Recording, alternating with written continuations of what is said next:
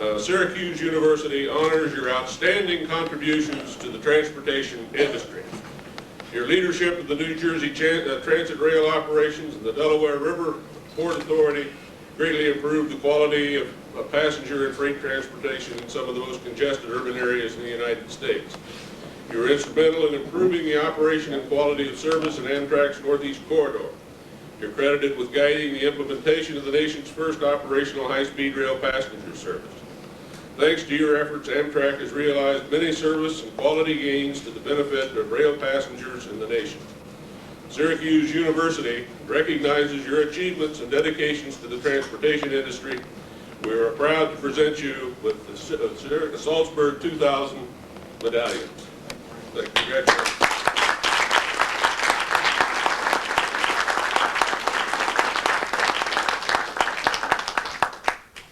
Thank you so much.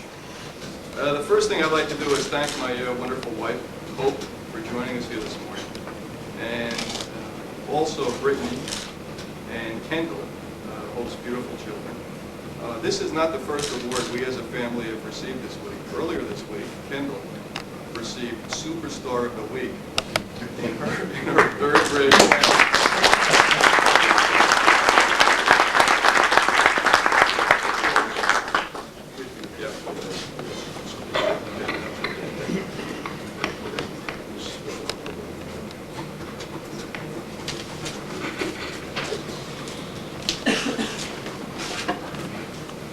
So this really has been a bonus week for us, Kendall, right? Thanks very much, Lou. To say that this is a special day for me would be an understatement. I am thrilled, delighted, humbled, and deeply honored to receive the Salzburg Medallion. And that this award is being presented to me by Syracuse, my alma mater, makes it all the more meaningful to me. It was here at Syracuse, first as an undergraduate, later at the Maxwell School, that I acquired my interest in public service. It was here that I came to believe that what counts in life, as Lou mentioned, is making a difference. And it was here that I was exposed to some of the finest academic programs in the nation, including the Franklin program, as well as the Maxwell program. And looking back over the years, I consider myself extremely fortunate to have experienced these programs, since my career at Amtrak really is all about employing bottom line, business-oriented logistics in a very intense public policy and public administration environment. Indeed, what makes the transportation industry so exciting and so challenging is that it's located, as Astrid said earlier, it really is, located at the crossroads where business and public policy issues constantly intersect. Now, public policy in Washington is kind of ugly, but it does in fact occur, and it does in fact occur and intersect significantly at Amtrak. From my earliest days at the New Jersey DOT to my current position at Amtrak, I have been determined to bring commercial focus and opportunity to public and public policy environments to prove that serving public interests and attending to the bottom line are both worthy and necessary objectives, particularly in today's highly competitive marketplace. The result has been a deeply satisfying career for me that's brought me into daily contact with many, many remarkable people. Men and women who are both tough-minded as well as idealistic, committed to public service but equally committed to running a successful business. I will tell you that of the many wonderful people I have come to know in this industry, there is not a single person who I admire more than fellow Maxwell graduate Lou Gambaccini. I often remind myself how fortunate I was to be exposed to, number one, his leadership qualities, his management and motivational skills, Lou's professional standards of excellence, and his personal values, honesty, integrity, and selflessness, at a very, very early stage in my own professional career. About 20 years ago, I was a recent Maxwell grad, working as a budget analyst in the New Jersey Department of Transportation when Lou was appointed Commissioner of Transportation by then Governor Byrne, and he was a member of Governor Byrne's cabinet. And the department, I will tell you, was in painful decline for many, many years, and not a very well respected institution in the state of New Jersey. I have to tell you that within 3 short years, Lou virtually single-handedly turned it around on all fronts. He also instilled in all of us who worked for him a deep appreciation and, in fact, a passion for public service. And it's that value that I will carry with me, Lou, for the rest of my life. Thank you. In an article Lou published in the Atlanta Journal and Constitution in March of 1990, he called for an innovative approach to public transportation policy in America, perhaps through a new concept similar to such effective forerunners as the Interstate Highway System, the Manhattan Project, or the Apollo mission to the moon. Unfortunately, nothing I'm about to say about the new Amtrak vision for a national intercity passenger rail service is as exciting as splitting the atom or sending a man to the moon. Nonetheless, I'd like to believe that in its own way, the vision that I will outline to you here today is an example of the kind of outside-of-the-box thinking that Lou exemplified. But before doing that, let me just say a few words about the recent history of passenger rail and intercity passenger rail service in this country. For the past half century or so, I think it's fair to say that passenger railroads have been virtually relegated to the dustbin of history. The passage of the 1956 Interstate Highway Act brought America's love affair with great passenger trains like the Desert Wind or the 20th Century Limited to an abrupt end. Once it became possible to see the USA in your Chevrolet, not necessarily your Franklin, Americans did precisely that, and railroad ridership plummeted. It's gotten to the point where last year the federal government spent more than $33 billion on highways, more than $11 billion on aviation, more than $6 billion on mass transit, while at Amtrak, America's National Passenger Railroad Corporation had to fight for $500 million in federal funds, like I often say, dogs fighting for table scraps. But like death and taxes, the law of diminishing returns is inescapable. After 50 years of pouring billions, literally hundreds of billions, into an expanding highway system, Americans have come to realize that the costs of maintaining and expanding this concrete behemoth far outweigh the benefits. The fact is, today's airlines, as we all know, and highway system, particularly our interstate highway system, are seriously oversaturated, resulting in increased travel times, increased fuel consumption, stop-and-go traffic, and lost productivity for people, as well as freight movements. Meanwhile, the underutilized capacity of our passenger railroad system has shifted America's focus, literally, and this is really over the past several years, back to rail and intercity passenger rail as an attractive and competitive alternative for mobility purposes. For the first time in almost half a century, railroads are recapturing the public's imagination. Elected officials, public policy makers, business leaders, chambers of commerce, spokesmen for urban and rural communities alike are all coming to appreciate the benefits that railroads can provide.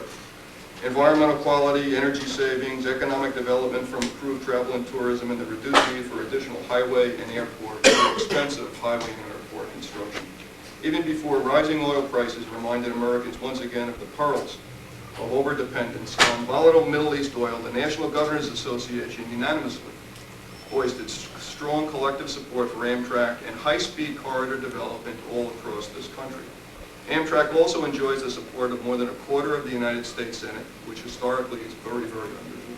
The Congressional Black Caucus, the National Conference of State Legislatures, the Transportation Trades Department of the AFL-CIO, and many, many other national organizations, which previously had not considered Amtrak or intercity rail as a public policy choice or transportation choice.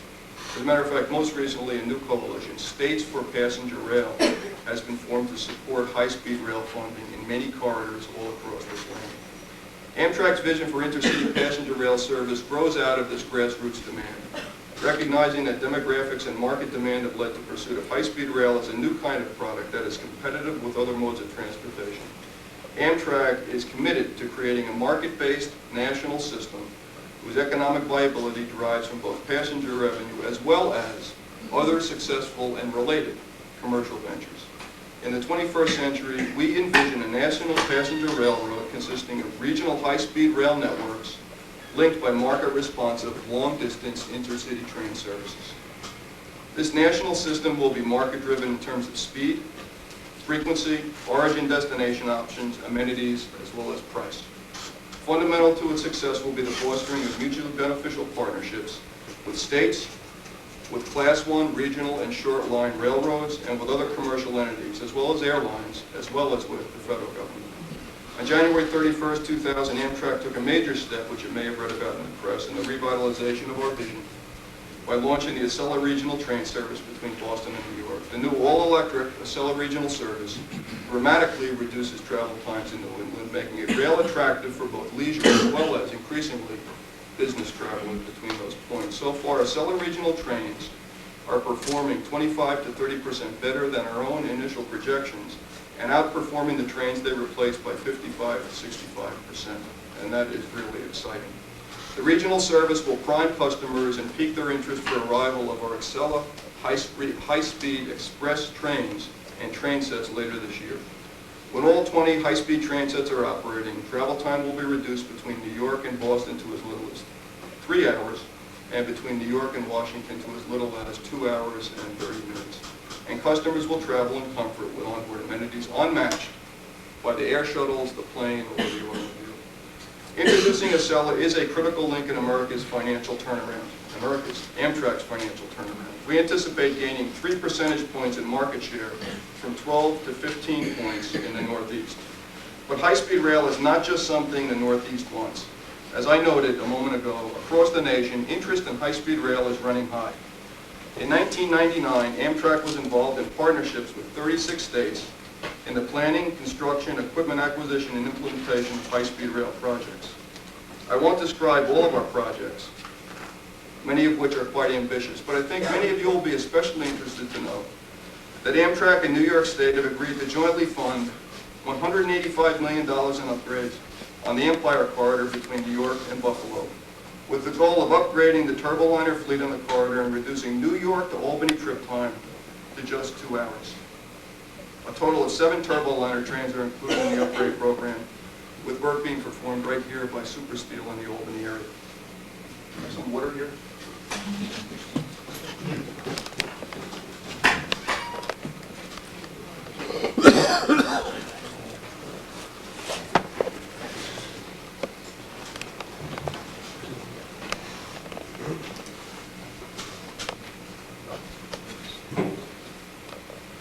Forging partnerships with states to develop high-speed corridors is a key building block for Amtrak. So too is our effort to enhance our partnerships with freight railroads. Historically, Amtrak has had a fairly tense, it's a kind way of saying it.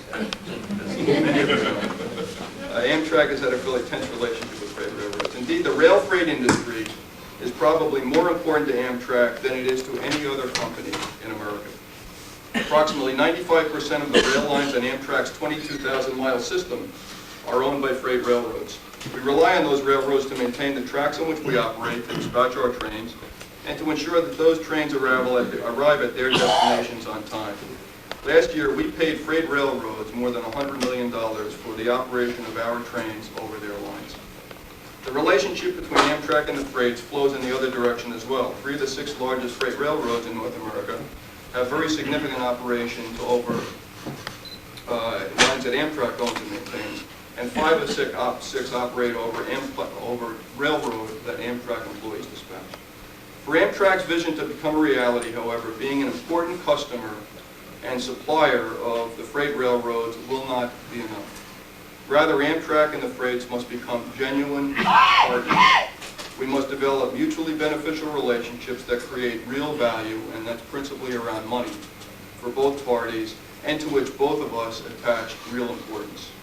Already our partnerships with the freights are bearing fruit. Last year we did an agreement with Norfolk Southern, which enabled us to tap the booming demand for mail and express shipping service in the Northeast. The agreement also allows NS subsidiary Triple Crown, which many of you know, to ship a portion of its road railers on our Amtrak trains. Similarly, Amtrak's partnership with Burlington Northern Santa Fe made it possible to expand the growing express shipment business of both of our companies, including handling new BNSF refrigerated road railers on Amtrak's regularly scheduled passenger trains which travel over intercity distances. Those partnerships, I will tell you, are just the beginning, just the tip of the iceberg. And I will tell you that I am very confident that we will continue to develop a much closer relationship with the industry. And as I often say to my folks, it's all about money, and it's all about discarding the historical baggage and figuring out ways to genuinely, as partners, make money together. The market for goods handling in the United States, as many of you know, is vast. It's a $265 billion industry, only $33 billion of which is transported by rail freight carriers. It's only $33 billion out of a $265 billion industry. I believe that in partnership with Amtrak, the freight railroads can acquire a much larger share of this market, particularly in the $140 billion a year time-sensitive, by using our faster passenger trains to hold time-sensitive express traffic on the freight railroad network. We can both make money by serving shippers whose needs neither of us could satisfy alone, neither of us being the freights or Amtrak.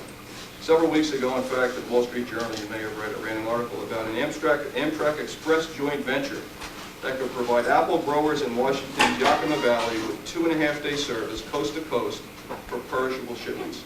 This is the kind of story that we need to read a lot more about in the rail industry, and I will guarantee you we'll all be reading about developing those kinds of opportunities over the next year or two. Since becoming president of Amtrak, I've repeatedly emphasized that whether we like it or not, our future and that of the freight rails are closely intertwined. Railroads are a network industry. That means even though we often have conflicting or competitive objectives, all of us, freight railroads, commuter railroads, and Amtrak, have to work together cooperatively to create and improve our product together, which is the transportation of passengers and goods. Historically, we have often been so fixated on fighting with each other that we lose sight of the fact that only by cooperating can we better serve shippers and passengers together. And only by joining forces can we effectively address some of the serious modal equity issues that I mentioned a few moments ago and ensure that more public investment flows into our nation's rail system to promote economic competitiveness and mobility. I might add that Amtrak's also involved in mutually beneficial partnerships with a number of trucking lines. One example, Swift Transportation, the nation's third largest truckload carrier. It owns road railers and operates them on our trains, on our long-distance network. And I also look forward to many more partnerships with the trucking industry as we move forward. Of course, our partnerships with states, governors, with freights, Class 1 regional and short line carriers, and such leading companies as Hearst and Capital One and Motorola and Gate Gourmet Jobs all have one overriding purpose, and it's a very different culture and environment and atmosphere in Amtrak these days. Historically, we had been perceived, and as a practical matter, we're a fairly insular organization, and that has changed to a large extent. Developing these partnerships really does have one principal purpose: to make Amtrak more attractive to potential customers. In pursuit of that objective, last month Amtrak announced plans to actually expand after 29 years of literally shrinking ourselves and nickel and diming and incrementing ourselves backwards, almost to death. We announced that we'd expand passenger service in 21 states and further grow our mail and express business, steps that will increase our reach, our connectivity, our frequency, and generate $65 million in bottom line improvements by 2003. Based on an unprecedented, comprehensive economic analysis of the national rail system, our network growth strategy is a market-driven plan to expand our existing network, increase our profitability, and better serve passengers and our partners and shippers as well. Let me give you one example of this initiative to demonstrate how the analysis can improve the performance of underperforming trains and Amtrak as a whole. We have a transcontinental train, which some of you are probably familiar with, the Sunset Limited, that runs from Orlando to Los Angeles. By rerouting the service from Houston directly north to Dallas-Fort Worth and then west through Abilene to El Paso, we immediately improved the financial performance of that train by $3 million a year. We are also bringing it from a South Texas regional market of 30,000 people along the Texas-Mexican border to a much more densely populated Abilene market with over 300,000 people. We're reducing the Fort Worth to Los Angeles segment of the trip by that reroute by 10 hours, improving the connectivity with other national routes, particularly at a new hub in Dallas-Fort Worth, which will connect to the Texas Eagle and connect to our Oklahoma services and connect ultimately to an extended crescent from New York to Meridian to Dallas-Fort Worth. And as a result, we improved connectivity with all of our other pieces of the system and increased both our passenger as well as our mail and express attractiveness to high-end shippers.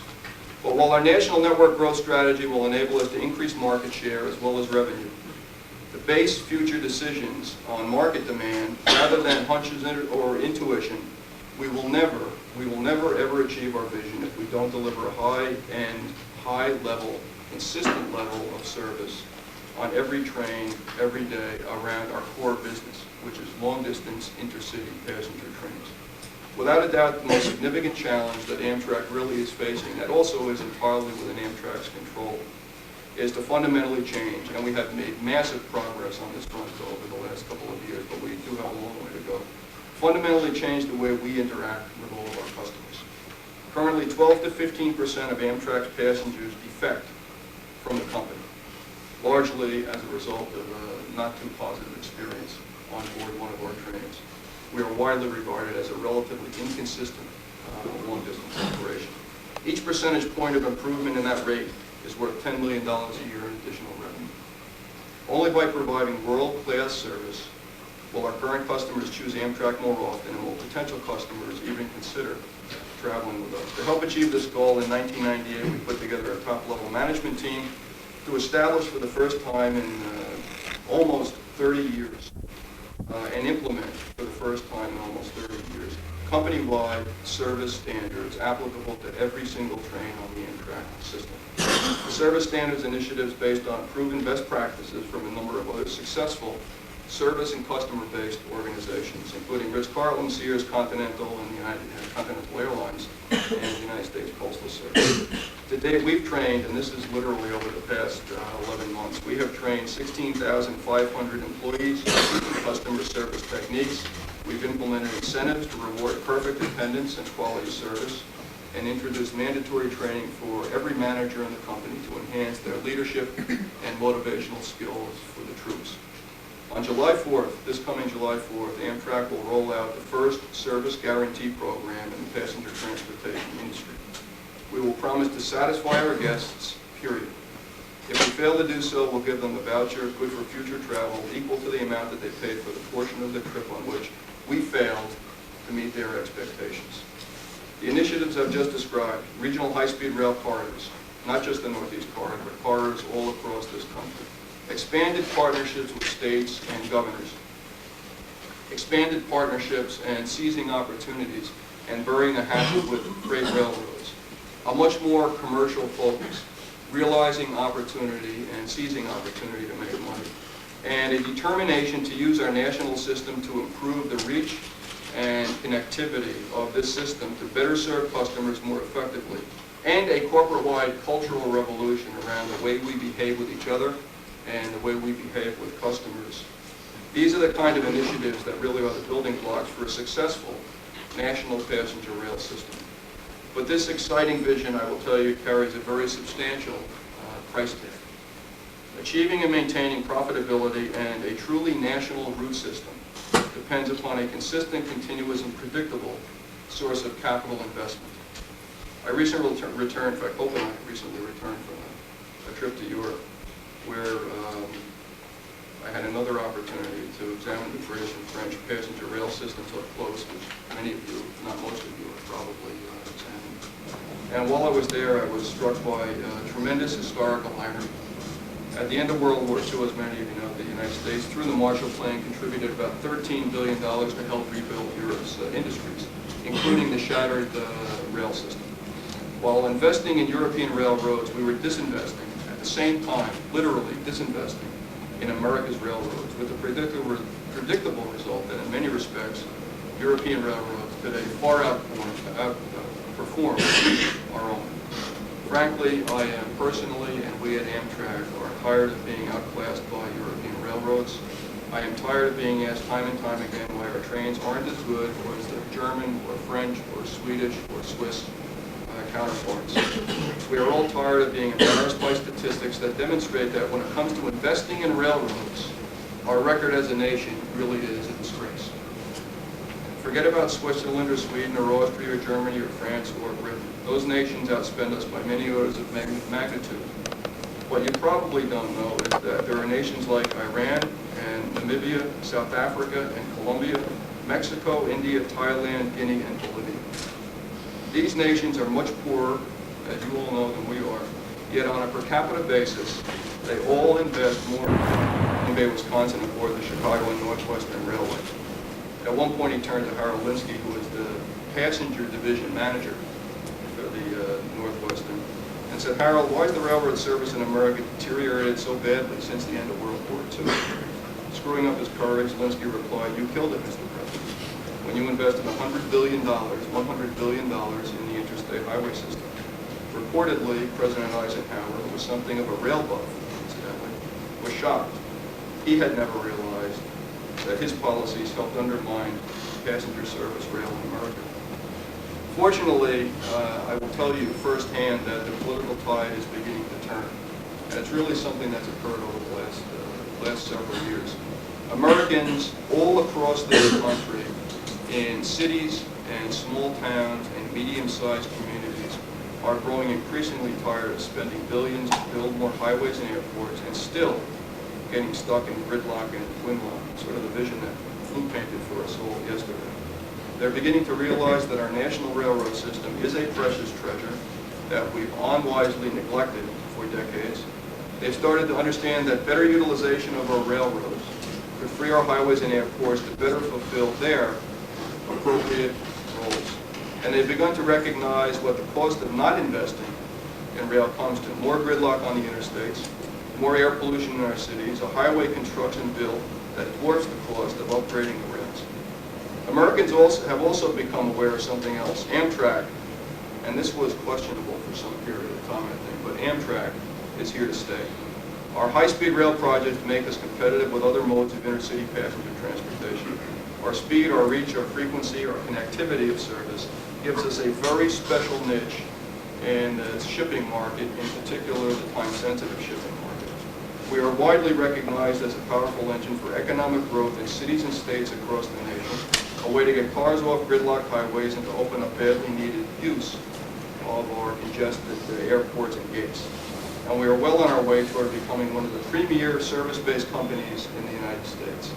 In short, we really do have, and we will, play a crucial role in the transportation industry in the 21st century. And we at Amtrak, all of us, fully intend to make this railroad system, this intercity system, and this high-speed system, a system that America, too, can be very, very proud of.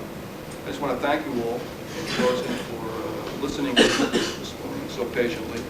And on behalf of all 24,000 employees at Amtrak, all of our colleagues, I want to thank you for this magnificent award. It really is a very, very special day for me, for Hope, for Kendall, 2 awards in 1 weekend.